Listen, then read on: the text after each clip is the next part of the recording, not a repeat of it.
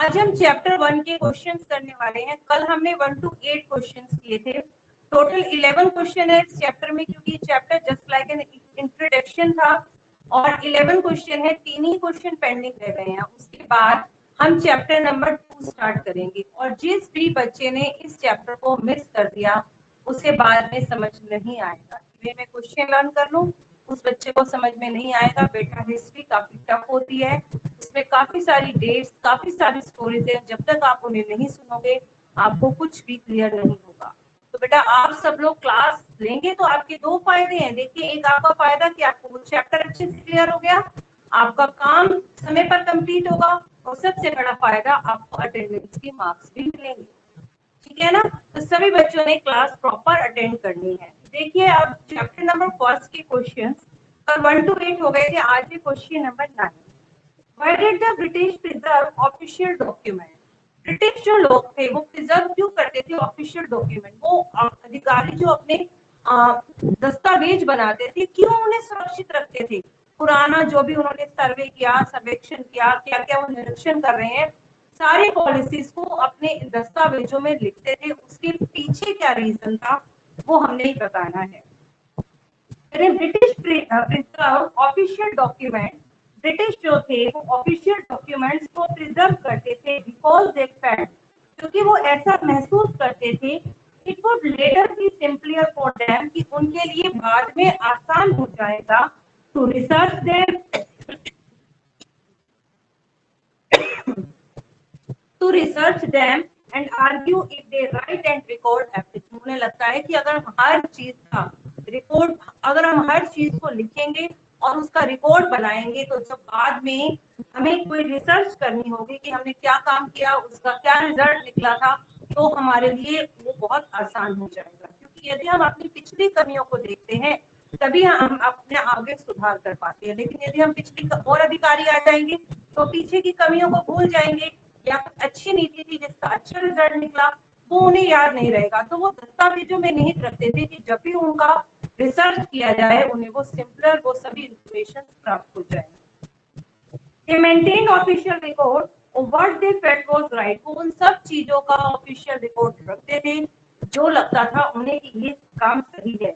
So that those records serve as a evidence. इस प्रकार से ये जो रिकॉर्ड है उनके लिए एविडेंस, प्रमाण, सबूतों का काम करते थे। और all the decisions they took in the future, कि फ्यूचर में वो जो भी डिसीजन लेंगे उसके लिए वो एविडेंस का प्रमाण करेंगे, काम करेंगे। मीन्स फ्यूचर में वो कोई डिसीजन ले रहे हैं कि इस प्रकार की नीति किसी ऑफिसर ने पहले भी ली थी, उसका क्या परिणाम निकला था, तो उसके आधार पर आगे काम करेंगे। फॉर एग्जाम्पल मैं आपको देती हूँ, जैसे आप एक सिंपल सा काम लीजिए, आप एक एग्जाम्पल ले लीजिए, कोई भी एक इलेक्ट्रॉनिक चीज का आइटम ले लीजिए आप, ठीक है, फ्रिज ले लीजिए आप, या टीवी ले लीजिए आप।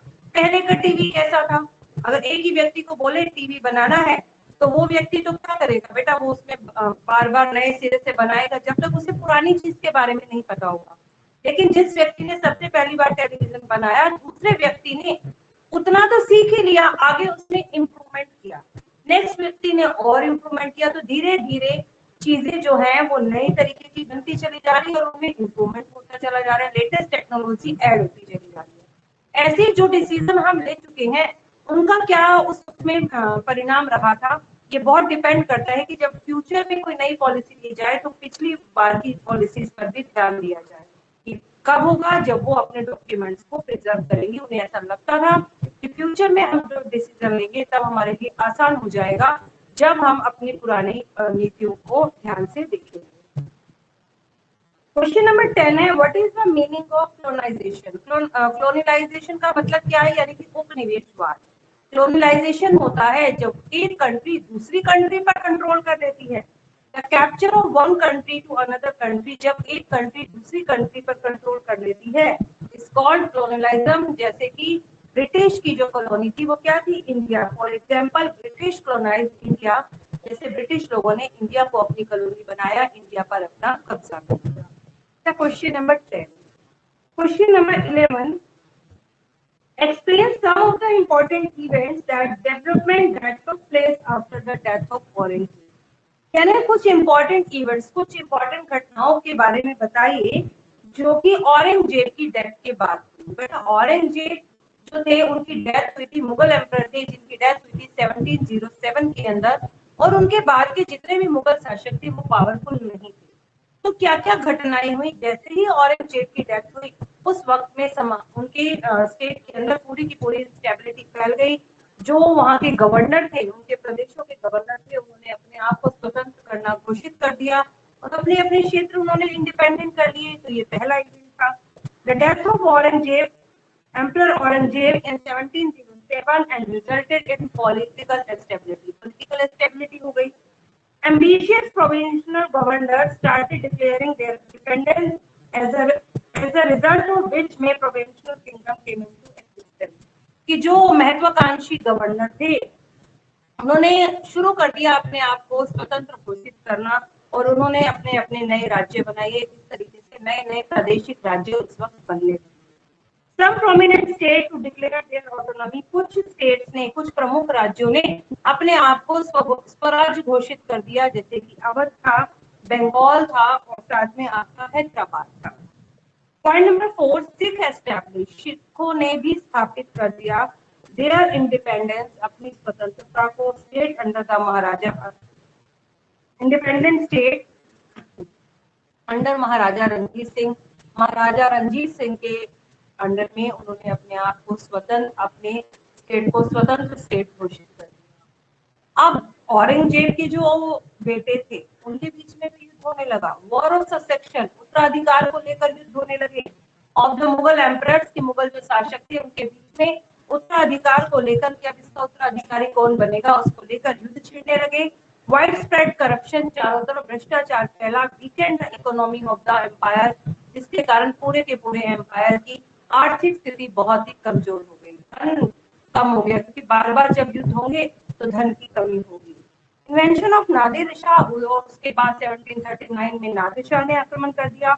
अहमद शाह अब्दाली ने 1761 में आक्रमण कर दिया। तो औरंगजेब की डेथ के लगभग 50 इयर्स के बाद तो जो था मुगल साम्राज्य लगभग खत्म होने की कगार पर आ गया। Further weakened the Mughal had drop there back, जब नादिर शाह और अहमद शाह अब्दाली का आक्रमण हुआ तो उन्होंने तो मुगल साम्राज्य को और भी कमजोर कर दिया और उनकी कमर पूरी तरीके से तोड़ दी। तो बेटा इस तरीके से धीरे धीरे वहां पर जो ब्रिटिश लोग आ गए, ब्रिटिश लोग अपना कब्जा जमाने में सफल हो गए। ठीक है, तो ये था हमारा चैप्टर नंबर 1 जो कि कंप्लीट हो चुका है। आप इसके क्वेश्चन कंप्लीट करना, इसकी नोटबुक हम चेक करेंगे। ठीक है, अब करते हैं हम स्टार्ट अपना chapter number 2।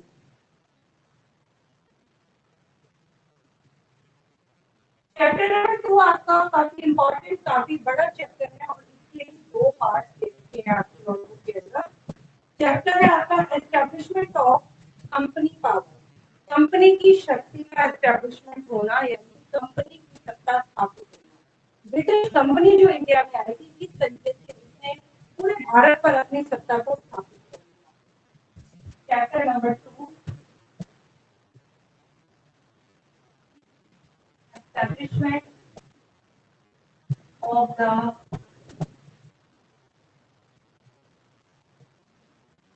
Company power, company की शक्ति का या कंपनी की सत्ता का स्थापित होना। ठीक है, इस तरीके से मैंने आपको पहले भी बताया था कि ब्रिटिश लोग यहाँ पर भारत में, भारत के सूती कपड़े की काफी डिमांड थी, भारत के मसालों की देशों में काफी डिमांड थी।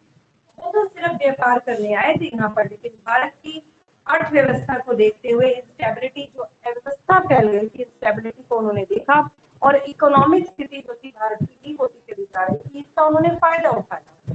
देखिए, सबसे पहला है आपका मर्चेंटिलिज्म। मर्चेंटिलिज्म का मतलब होता है वाणिज्यवाद। वाणिज्यवाद मतलब व्यापार से रिलेटेड है। ठीक है, मतलब व्यापार, अपने फायदे के लिए व्यापार किया जाना, ज्यादा से ज्यादा प्रॉफिट कमाने के लिए व्यापार किया जाना। बिजनेसमैन क्यों करते हैं बिजनेस? ताकि ट्रेड क्यों करते हैं, व्यापार क्यों किया जाता है? ताकि उन्हें ज्यादा से ज्यादा फायदा हो। देखिए, आइडियोलॉजी, आइडियोलॉजी होती है विचारधारा। पेंसिल ले लिया करो बेटा हाथ में।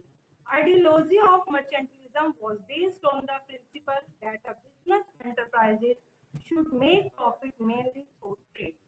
कह रहे आइडियोलॉजी ऑफ मर्चेंटलिज्म की वाणिज्यवाद की जो विचारधारा है was based on the principle, वो इस सिद्धांत पर निर्भर करती है that a business enterprises की जो अलग अलग व्यापारिक उद्यम है, जो व्यापारी एंटरप्राइजेस हैं, शुड मेक प्रॉफिट, वो प्रॉफिट कमाना चाहते हैं, लाभ कमाना चाहते हैं, तो अपने व्यापार के द्वारा, ठीक है। मैक्सिमम प्रॉफिट, ज्यादा से ज्यादा लाभ कमाना, could may earn only if, ज्यादा से ज्यादा अर्न मतलब कमाना, ज्यादा से ज्यादा लाभ तभी कमाया जा सकता है जब, बेटा ज्यादा से ज्यादा लाभ कब कमाया जाएगा, मान लीजिए हमने कोई प्रोडक्ट को बनाना है और किसी प्रोडक्ट को बनाने में जितनी लागत लग रही है, जो सामान लग रहा है, यदि वो सामान सस्ता है और बनने के बाद वो प्रोडक्ट ज्यादा कीमत में बिक रहा है तो हमें ज्यादा लाभ होगा, होगा या नहीं होगा, जल्दी बताइए, यस या नो।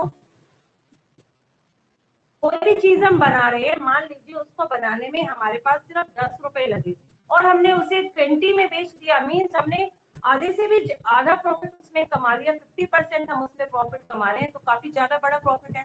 वो 25 में बिक जाए, वो 30 में बिक जाए, मीन्स जो उसमें रॉ मटेरियल लग रहा है, जो उसके अंदर लेबर लग रही है, उसकी कीमत तो कम हो और जो प्रोडक्ट बनकर तैयार हो जाए, जब वो मार्केट में पहुंचे तो उसकी कीमत बढ़ जाए, तभी हमें ज्यादा से ज्यादा प्रॉफिट हो सकता है।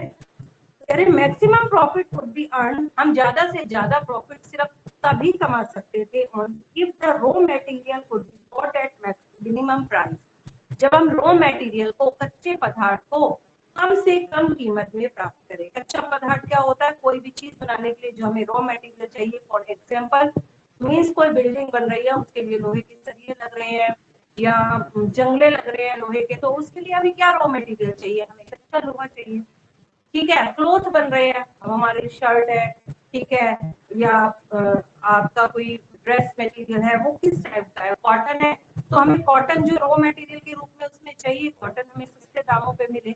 अगर हमें रॉ मटेरियल सस्ते दामों पर उपलब्ध हो जाएगा तो क्या है, हम उसमें ज्यादा से ज्यादा प्रॉफिट कमा पाएंगे, and sold at maximum price, और उन्हें हम ज्यादा से ज्यादा कीमत में बेचे। मीन्स रॉ मटेरियल तो हम कम से कम कीमत में प्राप्त करने की कोशिश करें और बेचे हम उसे ज्यादा कीमत में। This was possible only where, ऐसा सिर्फ तभी पॉसिबल हो सकता है when there was no competitor in trade, जब ट्रेड में उनका कोई कॉम्पिटिटर नहीं हो, कोई प्रतिस्पर्धी ना हो। मान लो कोई चीज हम बना रहे हैं और हमारे साथ में कंपटीशन में कोई हो ही नहीं।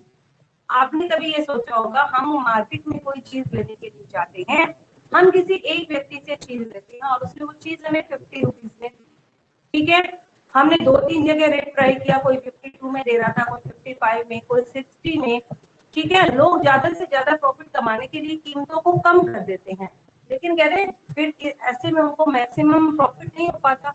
मैक्सिमम प्रॉफिट तब होगा जब हमारे कंपटीशन में कोई हो ही नहीं, तो हम जितना भी पैसा मांगेंगे वो उन्हें देना ही पड़ेगा, क्योंकि अगर उन्हें वो चीज चाहिए तो वो हमारे पास मिलेगी, और वो चीज उन्हें चाहिए तो उन्हें तो पेमेंट देना ही पड़ेगा, ठीक है।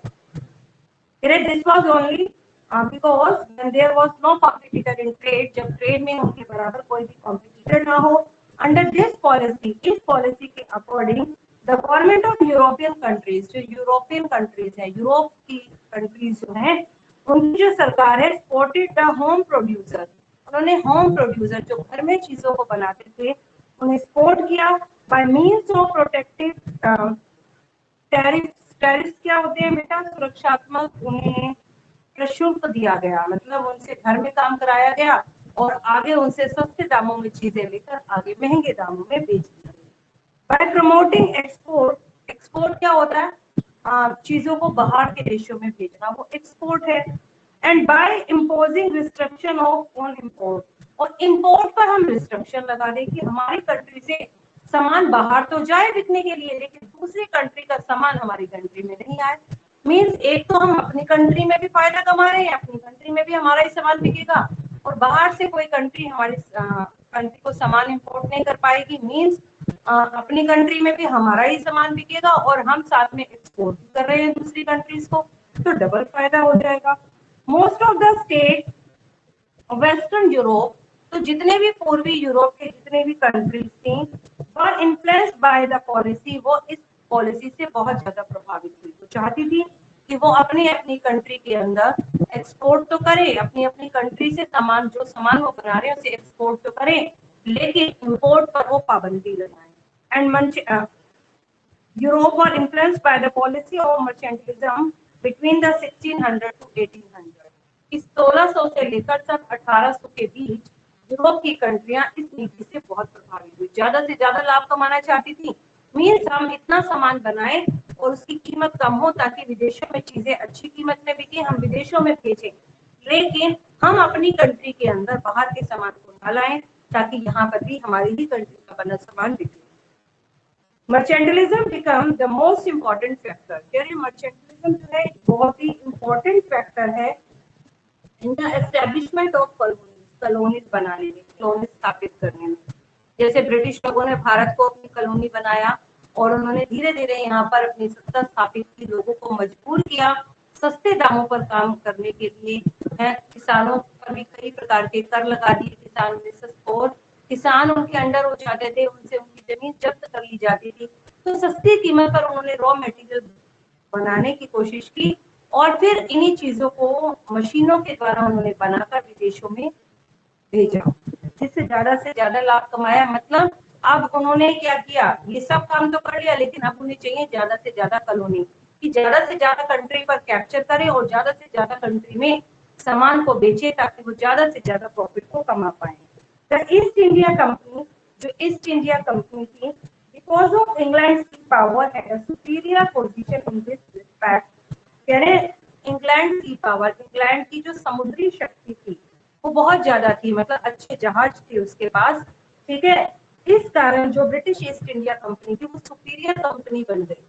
British east India company Bharat में सन 1600 में स्थापित की गई थी और उसका ज्यादा से ज्यादा उसका क्या मोटिव था कि भारत से ज्यादा लाभ कमाना। बेटा आपको बहुत हैरानगी होगी कि बहुत कम पैसा इंग्लैंड से आता था, वो जो भी सामान खरीदते थे भारत के ही पैसे से खरीदते थे और बल्कि जो प्रॉफिट होता था उसे अपनी कंट्री ले जाते थे। भारत को पहले सोने की चिड़िया के नाम से जाना जाता था, बहुत धन था भारत में, लेकिन ये सब जो है पहले जो कुछ मुस्लिम लूट कर ले गए यहाँ से, और फिर जैसे महमूद गजनी ने लूटा था सोमनाथ का मंदिर, क्लास 7 में हमने पढ़ा था, है ठीक है, नादिर शाह लूट कर ले गया भारत से। ऐसे ब्रिटिश भी बहुत सारा धन भारत का ले गए, जिसके कारण भारत का जो इकोनॉमिक लेवल था, जो इकोनॉमिक स्थिति थी वो बहुत ही गड़बड़ा गई और भारत में बहुत सारे लोग गरीब हो गए। ट्रेड वॉर्स मतलब व्यापारिक युद्ध। अब हर एक कंपनी ये चाहती थी कि व्यापार पर मेरा ही पूरा का पूरा कंट्रोल हो जाए, मेरा कोई भी कॉम्पिटिटर ना रहे, क्योंकि मैंने अभी आपको बताया ज्यादा से ज्यादा प्रॉफिट तब होगा जब हमारा कोई भी कॉम्पिटिटर नहीं है। तो बहुत सारे यूरोपियन कंट्रीज इंडिया आई थी, जैसे कि डच आए, पुर्तगालीज आए, फ्रेंच आए और ये आपके ब्रिटिश आए। अब ये सब लोग चाहते थे कि पूरे के पूरे व्यापार पर हमारा ही एकाधिकार हो जाए, हमें पूरे के पूरे व्यापार पर एकाधिकार कर लें और बाकी कंपनीज को यहाँ से खदेड़ दें, यहाँ से वापस जाना पड़े, इसलिए उनके बीच में युद्ध होने लगे। तो वो कौन कौन से युद्ध थे उनके बारे में देखिए। The race of colonies led many wars among the European countries in 17th and 18th century। कह रहे रेस ऑफ कॉलोनीज, ज्यादा से ज्यादा उपनिवेश बनाने के लिए, ज्यादा से ज्यादा अपनी कॉलोनी बनाने के लिए बहुत सारे युद्ध हुए यूरोपियन कंट्रीज के बीच में 17th और 18th सेंचुरी के बीच। दे were known as trade war, जिन्हें हम व्यापारिक युद्ध का नाम देते हैं। The countries involve the war of, इनमें कौन कौन से युद्ध थे, पुर्तगाल का जो युद्ध था वो, हॉलैंड का, फ्रांस का एंड ब्रिटेन का। ये 4 लोगों के युद्ध हुए। ये 4 कंपनियां जो है यूरोप की यहाँ पर व्यापार करने आई थी और इनमें लास्ट में जो ब्रिटिश थे वो विक्ट्री हुए, मतलब वो ही यहाँ पर जीते थे और ब्रिटिश लोगों का पूरा अधिकार हो गया था। Fine quality Indian good, Indian cotton, India के कॉटन की अच्छी क्वालिटी के कारण, एंड सिल्क, और सिल्क की अच्छी क्वालिटी के कारण was great demand in Europe, क्योंकि भारत में बहुत डिमांड थी, भारत का कॉटन, भारत की सिल्क की क्वालिटी बहुत अच्छी थी, इस कारण भारत के कॉटन की, भारत की सिल्क की यूरोप के बाजारों में बहुत मांग थी। स्पाइसेस सच एज, मसाले, भारत के मसाले लाइक पेपर, काली मिर्च होती है, क्लोव्स, लौंग होते हैं, और कार्डामोम, इलायची होती है, छोटी इलायची, और सिनामोन, दालचीनी होती है, ठीक है ना। दालचीनी were also in great demand, इनकी भी बहुत डिमांड थी यूरोप की कंट्रीज में। However, all the European companies, इसलिए जितनी भी यूरोपियन कंपनी थी, were interested in trading in the same thing, वो इन सेम चीजों में व्यापार करने में इंटरेस्टेड थी। मतलब भारत का कॉटन, भारत का सिल्क, भारत के मसाले, अब प्रोडक्ट एक सारे और कंपनीज बहुत सी आ गई, तो उनमें कंपटीशन स्टार्ट हो गया। As a result of this, और इस सब के कारण competition among the European companies के बीच में प्रतिस्पर्धा शुरू हुई, कंपटीशन शुरू हुआ। Prices went up considerably which reduce, जिसके कारण जो बढ़ते हुए प्राइस थे वो कम हो गए। मींस पहले तो मैं अकेला ही व्यापार कर रहा था तो चीज की कीमत ज्यादा थी, लेकिन अब और कंपनीज आ गई कि लोग उनका माल ज्यादा खरीदे, इसलिए प्राइसेस कम हो गए। उन्हें अपना प्रॉफिट थोड़ा कम करना पड़ा ताकि हम कम कीमत में सामान दें और हमारा सामान ज्यादा से ज्यादा बिक जाए। They are the only way of flourish was to eliminate rival companies। कह रहे therefore कह रहे उन्होंने ज्यादा से ज्यादा अपने मतलब प्रॉफिट को कम किया और अपने सामान को बेचने की कोशिश की ताकि वो अपने व्यापार को इतना ज्यादा बढ़ा ले, एलिमिनेट कर दें, एलिमिनेट मतलब हटा दें, नामो निशान मिटा दें किसका, राइवल कंपनीज, जो अपनी प्रतिद्वंदी कंपनी है उन्हें यहाँ से खदेड़ा कि हमारा ही प्रोडक्ट मार्केट में बिके। The argue of monopolies, monopolies होती है एकाधिकार, जब व्यापार पर एक ही व्यक्ति का अधिकार हो जाए उसे मोनोपोलिस कहते हैं। कहते the argue of monopolies profitable trade let struggle between the companies, यानी व्यापार पर एकाधिकार और अधिक से अधिक लाभ कमाने के व्यापार को लेकर इन कंपनीज के बीच में आपस में संघर्ष होने लगा, कंपनीज आपस में लड़ने लगी। Trade was protected with arms, अभी जो व्यापार थे कैसे हुए, आर्म्स मतलब हथियार बंद हुए, हथियारों का प्रयोग किया गया। And trading ports were capture, और ज्यादा से ज्यादा जो व्यापार की जो बंदरगाहें थी उन पर कंट्रोल किया गया, जहां से जहाजों से सामान जाता था और बाहर से सामान आता था। वो चाहते थे ये कंपनीज कि हम ज्यादा से ज्यादा ट्रेडिंग पोर्ट पर अपना कंट्रोल कर लें ताकि हमारा ही सामान कंट्री से बाहर जाए और किसी का नहीं। Throughout the 17th and 18th century, इसीलिए 17वीं और 18वीं शताब्दी के बीच में सेंचुरी जो थी, यानी कि 17th सेंचुरी कब स्टार्ट हुई, 1601 से, और 18th सेंचुरी स्टार्ट हुई 1701 से। तो 17th और 18th सेंचुरी में these companies regularly blocked route, ये कंपनी रेगुलर नियमित रूप से रूट को ब्लॉक करती थी। ब्लॉक मतलब नाकाबंदी कर देती थी कि इस रूट से कोई नहीं जा सकता। सेंड ईच अदर शिप्स, एक कंपनी दूसरे शिप की दूसरी कंपनी का जो शिप जा रहा होता था उससे सामान से भरे शिप को डुबो देती थी समुद्र में ही। And adopt all sort of tactics, उन्होंने हर प्रकार की टैक्टिक्स, हर प्रकार की योजना, हर प्रकार की युक्ति को उन्होंने अपनाया rival ships, prevent the rival ships, ताकि वो प्रतिद्वंदियों के शिपों को कम कर सके, उनके शिप को अपने कब्जे में ले सके। From moving and the supply of goods, ताकि वो सामान की सप्लाई न कर पाए। ठीक है। They also had to face protest from the local ruler, और उसके साथ साथ उन्हें प्रोटेस्ट, विरोध का सामना भी करना पड़ा वहां के जो लोकल रूलर थे, क्योंकि वो नहीं चाहते थे कि ये कंपनी इतना दबदबा बनाए। रूलर चाहते थे कि हम तो यहाँ के शासक हैं और कंपनी इतना काम कर रही है, कैसे कर रही है, वो कंपनी को कंट्रोल करना चाहते थे। तो एक तो लोकल नवाबों से उन्हें अपनी सुरक्षा करनी थी और दूसरा उन्हें अपनी जो राइवल कंपनीज थी उन्हें यहाँ से एलिमिनेट करना था। इस कारण उनके बीच में युद्ध हुआ, एक दूसरे के जहाजों को डुबोना, एक दूसरे के जहाजों को लूटना, उन्होंने हर पॉसिबल कोशिश की ताकि वो ज्यादा से ज्यादा व्यापार कर पाए। ठीक है। तो बेटा ये सिर्फ एक इंट्रोडक्शन था आपका कि मर्चेंटलिज्म होता क्या है, व्यापार है क्या, कि कोई भी व्यापार करना ज्यादा से ज्यादा प्रॉफिट कमाने के लिए, मतलब जो उसमें लागत लग रही है वो मिनिमम हो और जो प्रॉफिट हो वो मैक्सिमम हो। ठीक है। इसके लिए ट्रेड वॉर हुए, ट्रेड वॉर व्यापारिक युद्ध है, मतलब उस वक्त में कई यूरोपियन कंपनी इंडिया आई और वो चाहती थी कि पूरे के पूरे व्यापार पर हमारा एकाधिकार हो, कोई भी हमारा कॉम्पिटिटर ना हो, ताकि हम ज्यादा से ज्यादा प्रॉफिट कमा पाए। इस कारण उनके बीच में युद्ध हुए। ठीक है। और उन युद्धों को हम ट्रेड युद्ध कहते हैं, और ये ट्रेड युद्ध भी किनके बीच में हुई, पुर्तगाल, हॉलैंड, फ्रांस और इंग्लैंड यानी कि ब्रिटिश लोगों के बीच में। कई उन्होंने युक्तियां अपनाई, एक दूसरे के जहाजों को लूट लिया, नाकाबंदी कर दी, ज्यादा से ज्यादा पोर्ट्स पर अपना कब्जा कर लिया, एक दूसरे के जहाजों को पानी में डुबो दिया, ठीक है, उनके जहाज खराब कर दिए ताकि वो सामान को वहां से ना लेकर जा पाए। कई प्रकार की युक्तियां उन्होंने अपनाई। तो बेटा आज हम इतना ही चैप्टर पढ़ेंगे, इससे आगे का नहीं, कल करेंगे इससे आगे का। कर लो। हाँ नोटबुक दिखाइए मुझे आप, चैप्टर नंबर फर्स्ट तो आज कंप्लीट होगा। कौन सा चैप्टर दिखाना है आपने? मैम मेरा जियोग्राफी का फर्स्ट चैप्टर था। दिखाओ नमन। Yes ma'am. विशाखा आपका कंप्लीट था। जुनीत, गार्गी आपने मुझे दिखा लिया था बेटा, आप लीव कर दो। पलक पायल का कंप्लीट था, लीव कर दो। जिसने कल मुझे दिखा दिया था वो लीव कर दो। नमन जल्दी खोलो, भावना नोटबुक खोलो।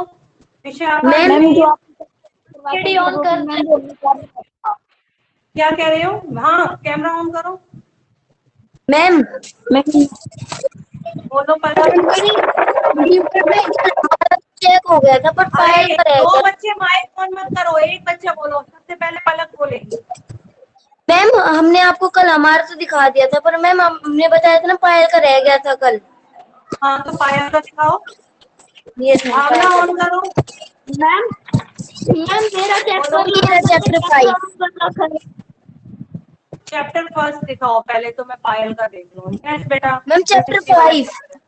हाँ चैप्टर 5 है ज्योतिश्री, ठीक है। चेंज करो page, very good. Page turn करो। यस आगे। मैम यस आगे दिखाइए चैप्टर नंबर 1। मेरा ये कौन सा चैप्टर है? Ma'am chapter number first history. ठीक है, अभी तो हिस्ट्री का कल कंप्लीट होगा, कल देखूंगी। रिसोर्स वाला ओके चैप्टर मैम। पायल का चैप्टर है। रिसोर्स वाला स्कूल में चेक किया यस था। मैम चेक है मेरा। ये सबसे पहले मैप कौन सा लगा रखा है आपने? मैम ये सबसे पहले वो है स्टेट्स एंड कैपिटल का सर ने कराया था। अच्छा ठीक है बेटा, ये तो आपने पहले भी कर रखा है ना क्लास 7 में भी। Yes ma'am. ये तो आपको आता होगा पहले से। Yes ma'am. ठीक है बेटा। मैम भावना ओके दिखाओ। मैम। मैम हमें से कह रहे थे चैप्टर 1 ज्योग्राफी का नहीं करना कहा था मैम, हमारा न्यू एडमिशन हुआ था। अच्छा तो बेटा मैंने अभी तो करवाया ज्योग्राफी का चैप्टर, आपने क्यों नहीं किया? आप अपने स्कूल ऐप में चेक करो। स्कूल ऐप में मैंने भेजा था बेटा, कौन सी डेट को भेजा था कोई बताएगा? Ma'am 4 ma'am. Ma'am 3 ma'am date 3। 3 या 4 डेट में चेक करो भावना, आपको मिल जाएगा स्कूल ऐप में लिंक। ओके ठीक मैम। है मैम मेरी चेक कर लो। मैम नमन की।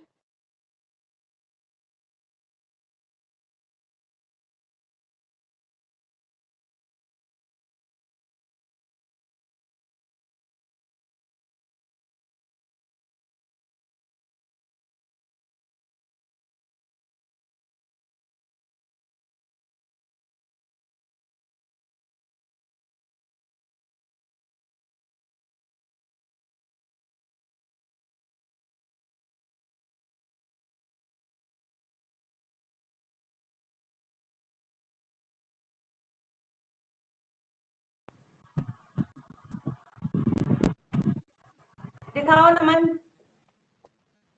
Yes yes camera ma'am. On कर बेटा, जल्दी कर।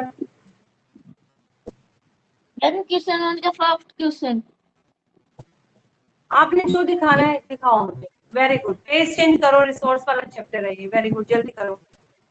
हाँ आगे दिखाओ।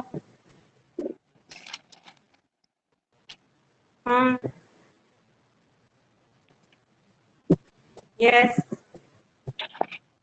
मैम मैं लास्ट क्वेश्चन ठीक है बेटा। 23।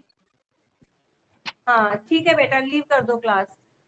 भावना आप दिखाओ। भावना, हिमानी, हिमानी, हिमानी आवाज आ रही है?